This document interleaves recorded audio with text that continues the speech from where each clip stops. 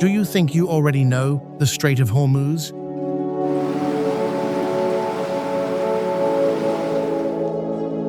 You believe it is nothing more than a tense geopolitical coordinate, a suffocating choke point on the global energy map, because that is the only version the media has ever shown you.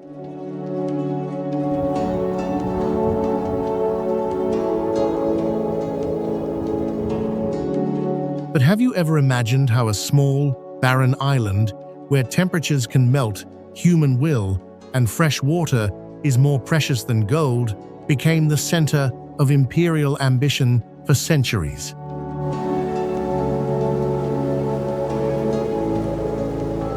Why were some of history's most renowned explorers, from Marco Polo to Afonso de Albuquerque, willing to risk their lives just to set foot on this strip of salt-scorched land?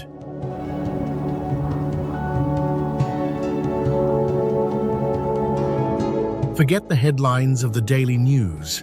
Hormuz is not a dry military outpost.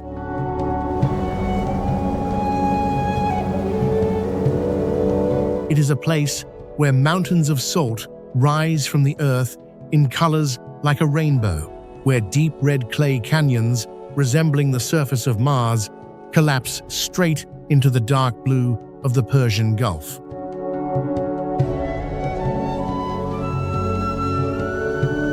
It is a civilization that survives not because of natural abundance, but because of its ability to transform harshness into a form of art.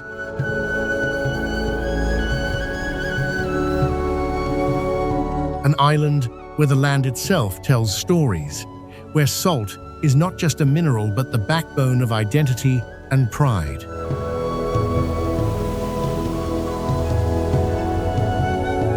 Here, power is not measured by weapons, but by the ability to endure under burning heat and the isolation of the sea.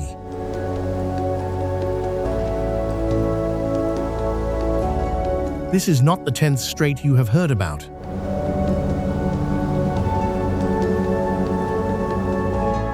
This is a surreal world where nature and history collide to create something unlike anywhere else on Earth.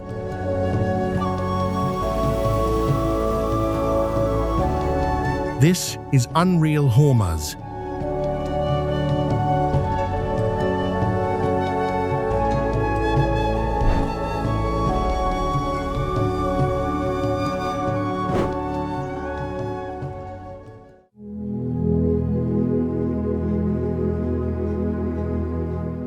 The Persian Gulf is, by most conventional ecological measures, an environment in which coral reef systems should not be able to function.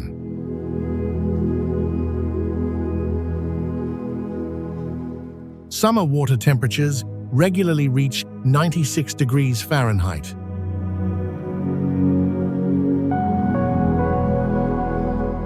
A level at which corals in virtually every other part of the world experience mass bleaching and death, unable to sustain the symbiotic algae that give them both color and the majority of their nutritional needs.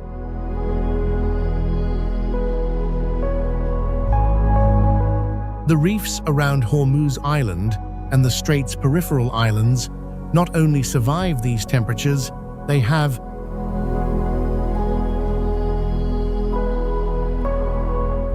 over thousands of years of exposure to the Gulf's extreme thermal cycling, developed a degree of heat tolerance that represents one of the most significant cases of adaptive evolution in modern marine biology.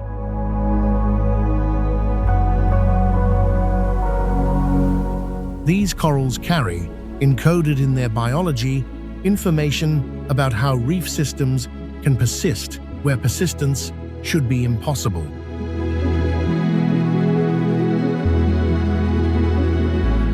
For the dive communities, marine biologists, and fishermen who work in relationship with the strait's reefs, their existence is both a resource and a reference point.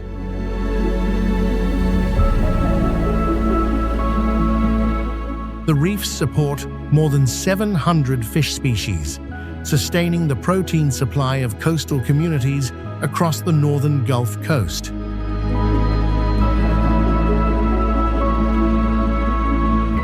Their presence defines where fish aggregate, where nets are set, and where traditional fishing grounds have been maintained across generations.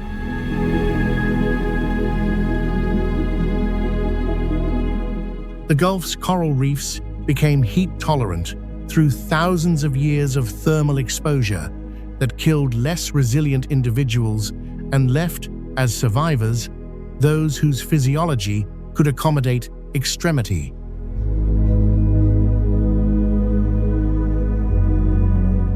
This is evolution operating in visible, comprehensible time.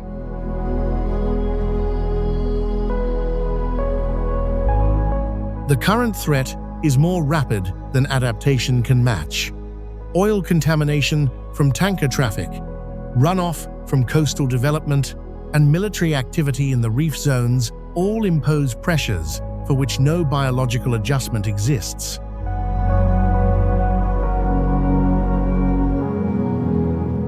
Places like the Hormuz reefs remind us that survival is not a metaphor.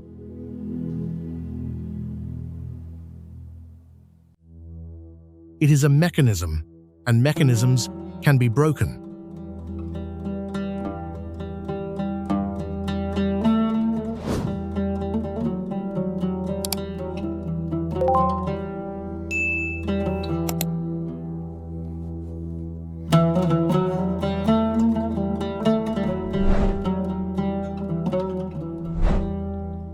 Along the southern and southeastern shoreline of Qeshm Island, the HARA forest covers approximately 30 square miles of tidal channels.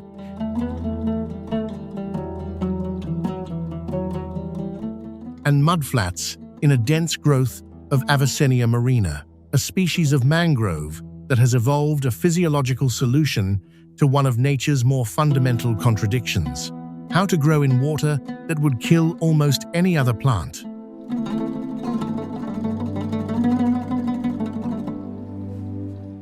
The HARA trees filter salt through their root systems, expelling it through their leaves in visible crystals, sustaining themselves in an environment of near-total salinity through a biological mechanism refined across millions of years.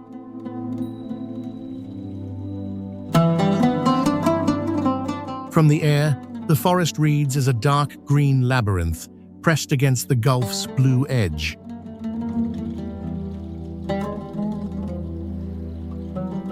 From within, at water level in a narrow boat, it is something closer to enclosure.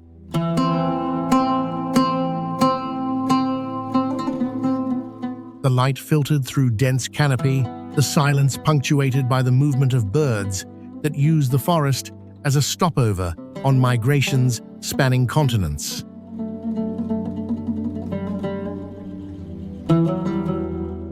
For the fishermen who work the HARA channels, the forest is a production system, not a wilderness.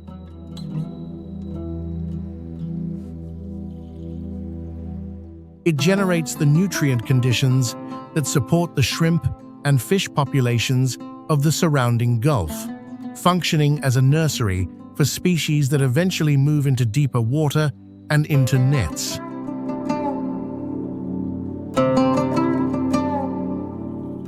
The communities that have fished these channels for generations developed harvesting patterns calibrated to the forest's seasonal rhythms, taking from it without exceeding what it could regenerate.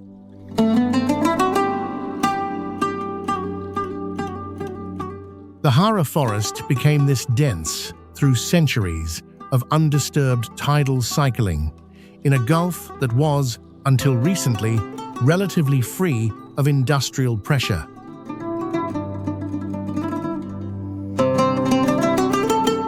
Today, it faces oil contamination from tanker traffic, warming water temperatures that stress the trees, and the increasing frequency of extreme heat events.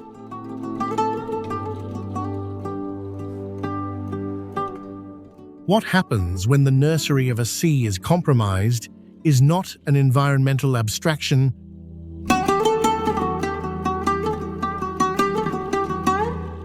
It is the direct elimination of a food system that coastal communities depend upon for daily survival.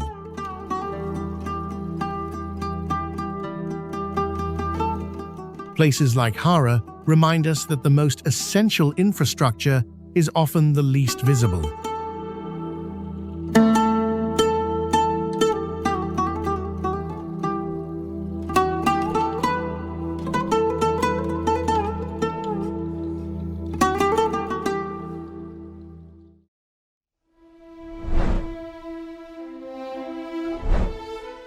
Rising from the Persian Gulf approximately 5 miles off the coast of Bandar Abbas,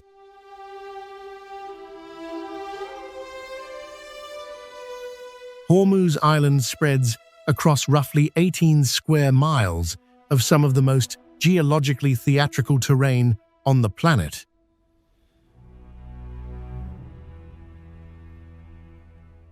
And yet, it is inseparable, in both geography and consequence, from the narrow corridor of water that surrounds it.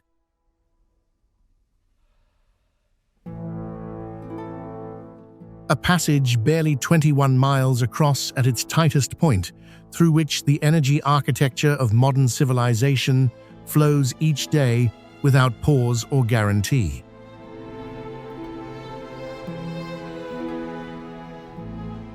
The island's mountains do not merely stand, they perform, layered in bands of iron oxide red, sulfuric yellow, salt white, and violet, stacked in formations that reflect 570 million years of compression, uplift, and mineral transformation beneath a sun that allows no shadow to soften what the rock is trying to say.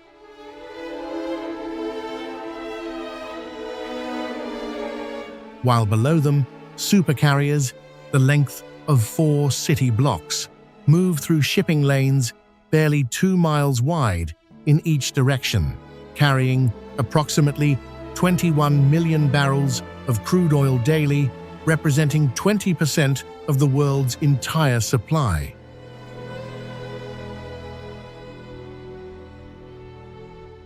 Their wakes disturbing the same iron-rich coastline where the island bleeds its red mineral runoff slowly and without urgency into the Gulf.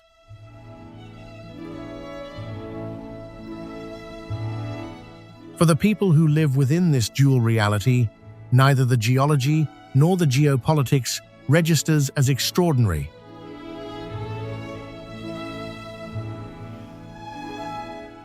The same iron-rich clay that colors the coastline, known locally as galak, is incorporated into the local diet. Mixed into a sauce called surak, pressed into flatbread, traded as a seasoning across the southern coast.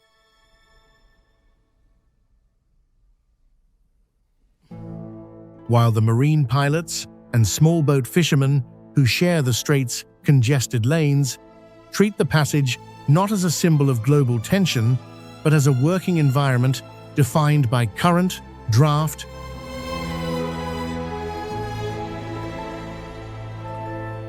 and the particular alertness required when survival depends on reading the water correctly.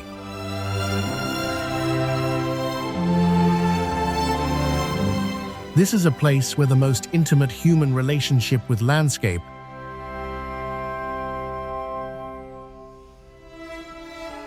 pressing the Earth's minerals into food, navigating its waters by inherited knowledge, coexists with the most abstract global dependency,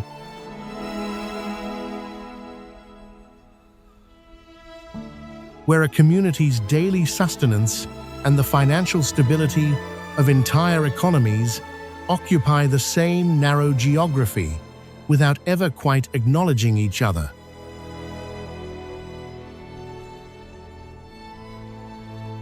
Hormuz became this layered contradiction through processes operating at entirely different scales.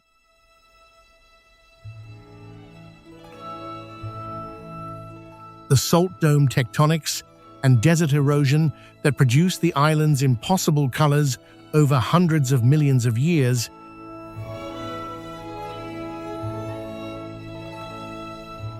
and the coincidence of geology and empire that formalized the strait as a choke point when industrial civilization built its energy infrastructure around Gulf reserves.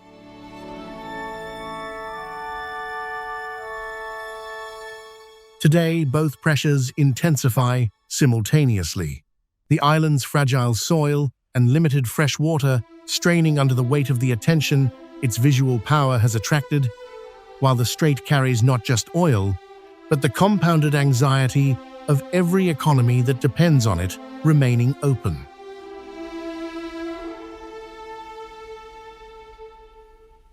Places like this remind us that the world's most vivid beauty and the world's most fragile stability have always had more in common than either headline or postcard suggests.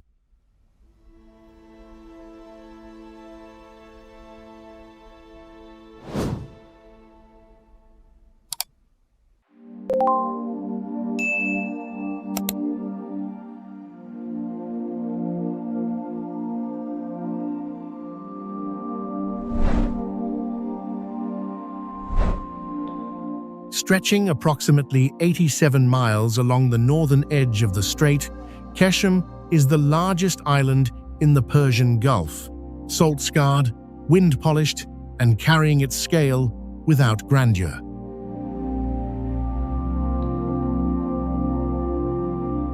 Temperatures regularly exceed 115 degrees Fahrenheit in summer, and the humidity rising from the Gulf makes the air feel less like something breathed than something worn against the skin without consent.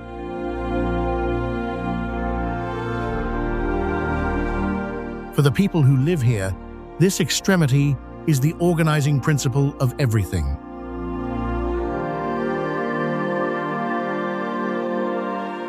The day does not follow the clock, it follows the heat.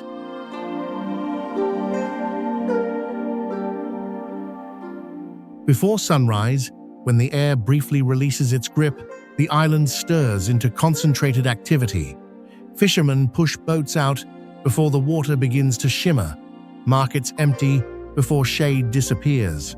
And by early afternoon, Qeshm does not slow. It stops, not from laziness, but from generational understanding that certain hours belong entirely to the sun.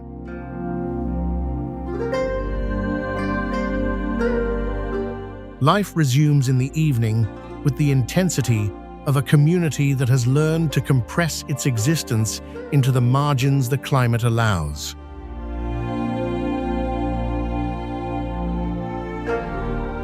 Houses are oriented to capture the northwest wind.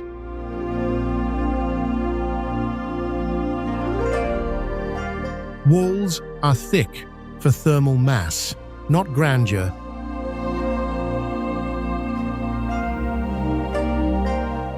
Water is managed with a discipline that outlasts the scarcity that originally created it.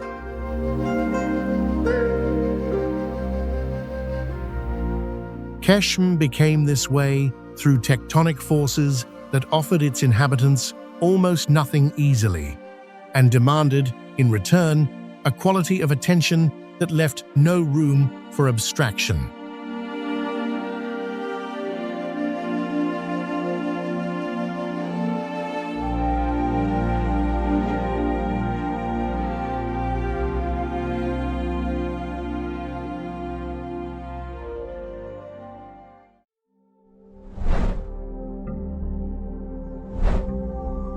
Along Qeshm's northwestern shore, the village of LAFT rises from the water in a configuration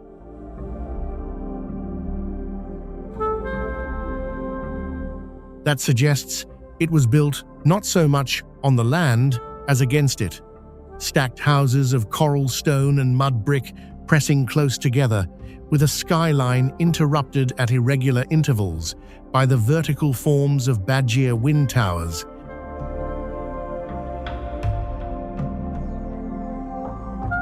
Their open mouths oriented toward the prevailing breeze with a precision that no instrument guided.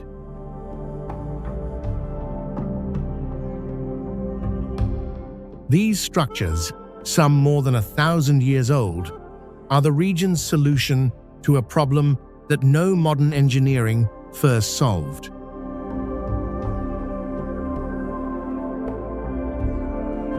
How to make the interior of a building survivable when the exterior air reaches 122 degrees Fahrenheit and conventional ventilation is impossible.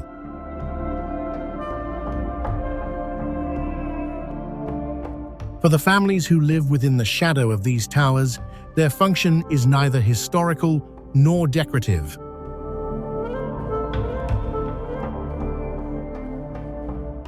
The towers work.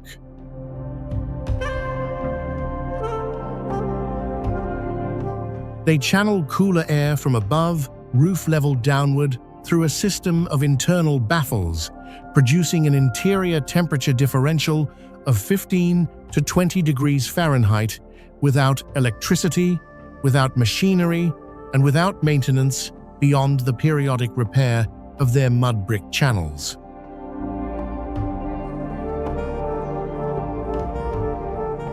This is not a primitive technology awaiting improvement.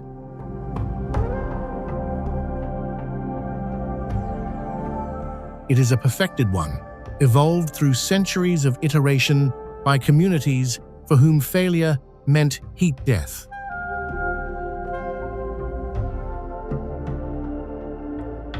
LAFT's 366 ancient wells tell a parallel story, a water management system designed so that each well was used only once per year in rotation, preserving freshwater reserves in an environment that generated almost none of its own.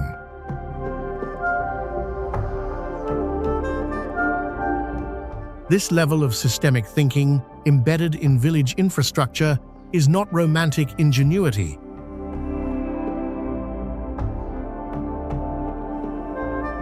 It is the outcome of survival pressure sustained over generations.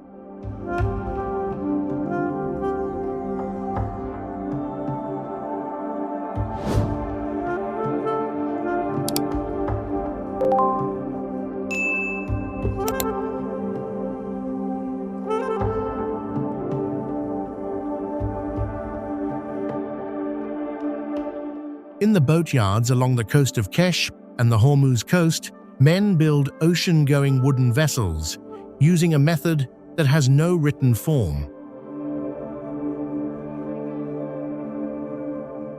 The LENJ.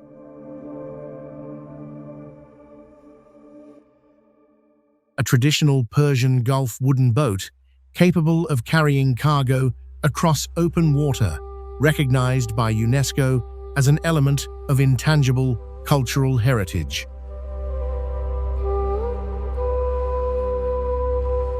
Is constructed entirely from the accumulated spatial memory of its builders, passed from father to son through demonstration and repetition rather than specification and diagram.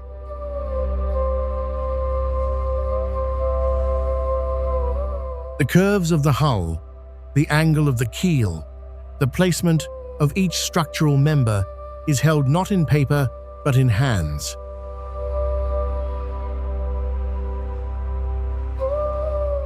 That have felt the wood enough times to understand what it will do under stress at sea.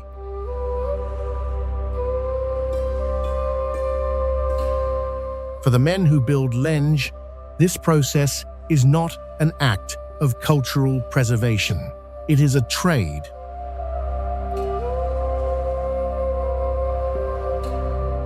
The vessels are intended to work, to carry weight, to survive the Gulf's seasonal storms and navigate its shallow coastal waters.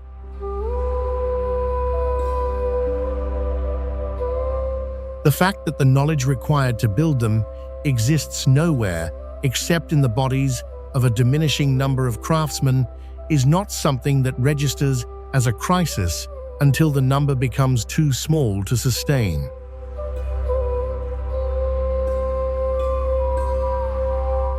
The LENJ tradition developed in response to the Gulf's trading geography. Vessels designed specifically for its depth profiles, its wind patterns, and the cargo networks that once connected Hormuz to ports across the Indian Ocean.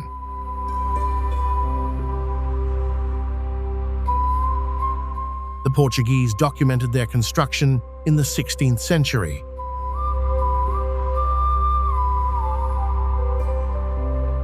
They are still being built today by the same method.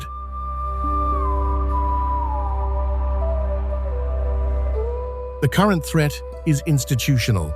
New international maritime safety standards require certifications.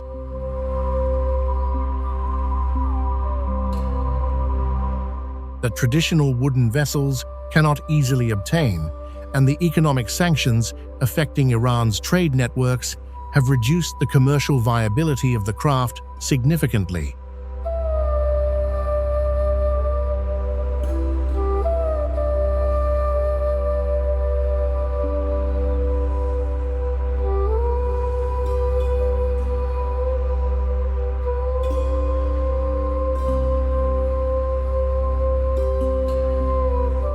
On an island where summer temperatures make the outdoors a genuinely hostile environment, and where centuries of maritime trade brought cultures from across the Indian Ocean into sustained contact with local communities,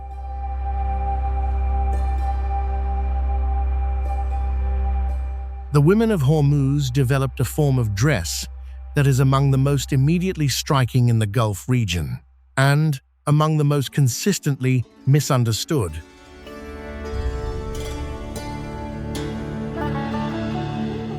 Their garments are dense with embroidered color, deep gold, cobalt, and crimson, applied to fabric in patterns that hold specific regional and familial meaning, worn as a direct visual contrast to the austere aesthetic of more inland Islamic dress traditions.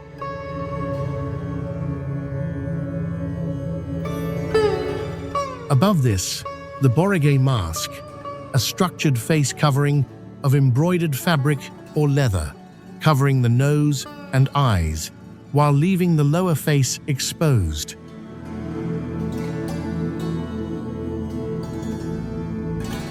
Functions simultaneously as sun protection, identity marker, and social signal.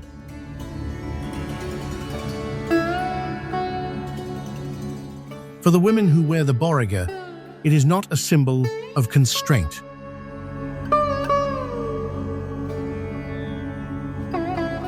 Its original function was environmental. The Gulf sun, reflected off salt water, creates a level of UV exposure that, without protection, damages the skin severely over a lifetime of outdoor work.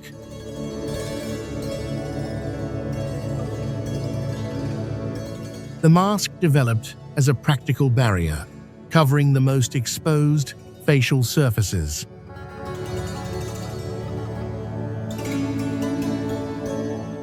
Over generations, its form became codified. The pattern and construction of a woman's borage communicates her marital status, regional origin, and, in some communities, her family lineage.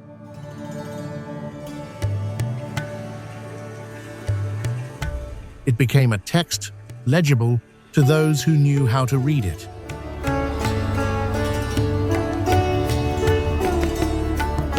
The borage is now endangered, not by repression, but by the quiet retreat of the knowledge that gives it meaning.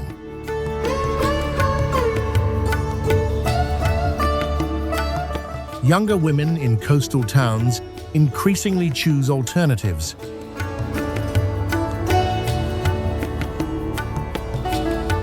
The craftswomen who produce the masks represent a practice with fewer practitioners each decade.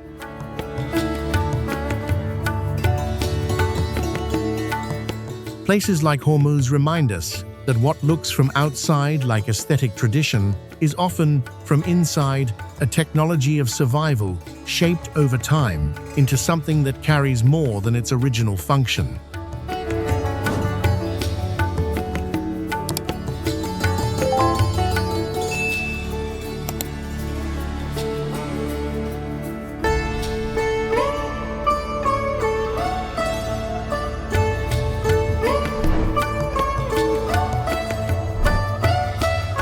Accessible only by sea, set against the dramatic fjord landscape of the MUSANDAM Peninsula on the Omani side of the strait.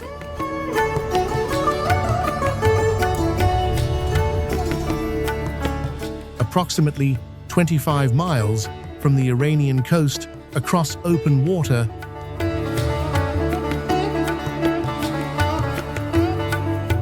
the village of KUMZAR occupies a position of such geographic isolation that it developed something almost no other place on Earth possesses.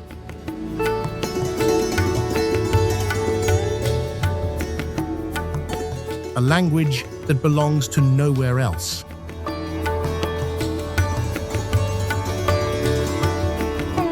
KUMZARI is a spoken tongue constructed from fragments of Persian, Arabic, Portuguese, Hindi,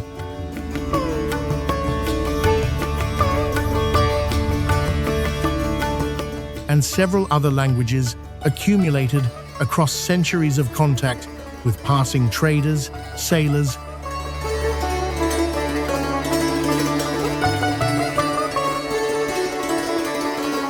and occupiers who passed through the strait without staying.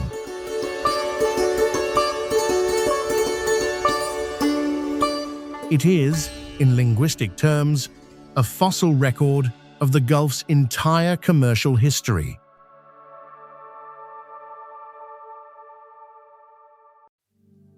Compressed into the daily speech of a few hundred people on a cliff above the sea.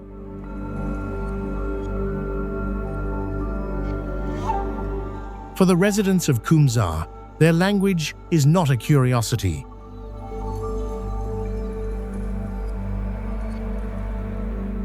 It is how they think.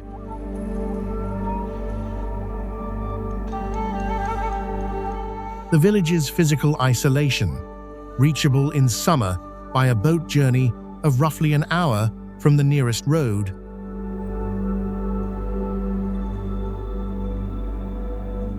and occasionally inaccessible during periods of rough water, has historically protected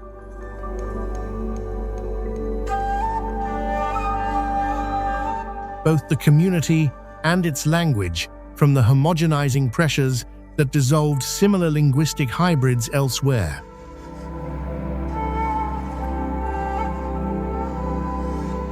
Every summer, when temperatures in the enclosed bay rise to levels that make the village temporarily uninhabitable,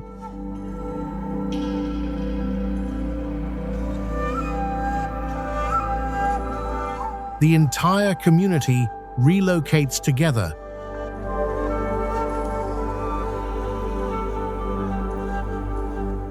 Maintaining a collective migration pattern that has likely been in practice for centuries.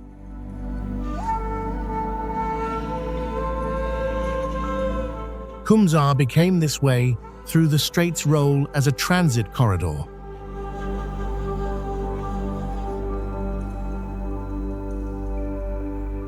Every civilization that passed through left traces in the vocabulary of those who watched them go.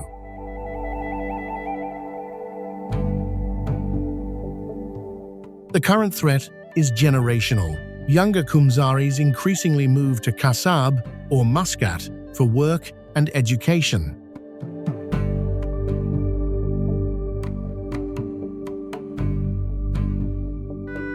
And the conditions of modern connectivity, when they reach isolated places, tend to dissolve what isolation preserved.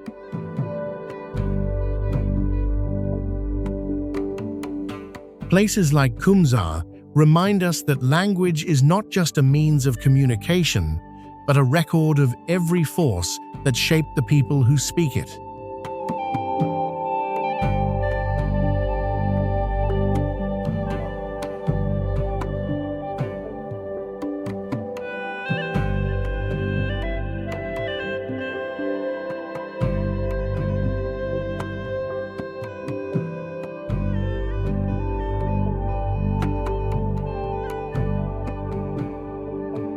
The Strait of Hormuz is a place that, by any rational accounting of comfort or predictability, should not sustain the life it does.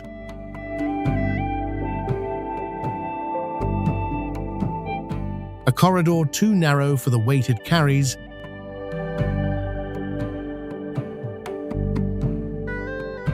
an island too mineral strange for conventional agriculture,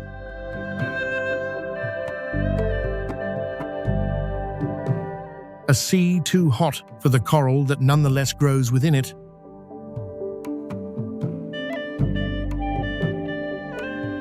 and a set of communities too isolated, too exposed, and too pressured by forces entirely beyond their control to have produced what they have produced. Languages assembled from the ruins of passing empires,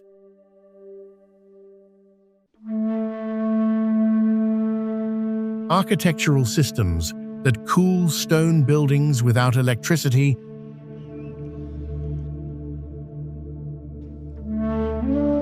food cultures drawn directly from the geology underfoot,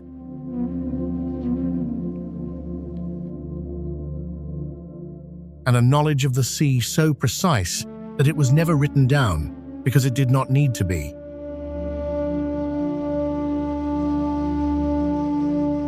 As the world moves into a future defined less by stability than by pressure,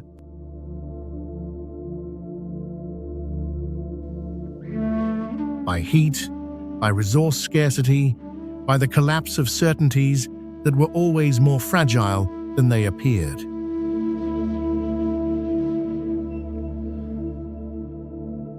Hormuz begins to feel not like an edge case, but like a preview,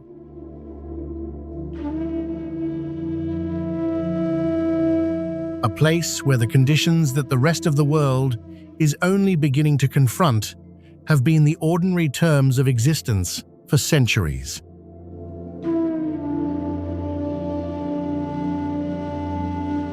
The people who live here did not wait for the crisis to begin learning how to endure it.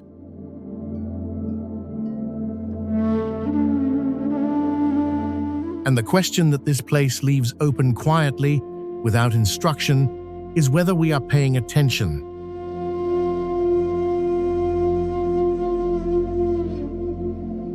This is not a story that ends at the strait.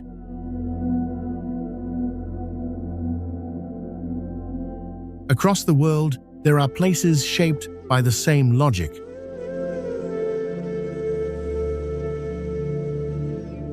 Places that have always known what stability was never promised to anyone.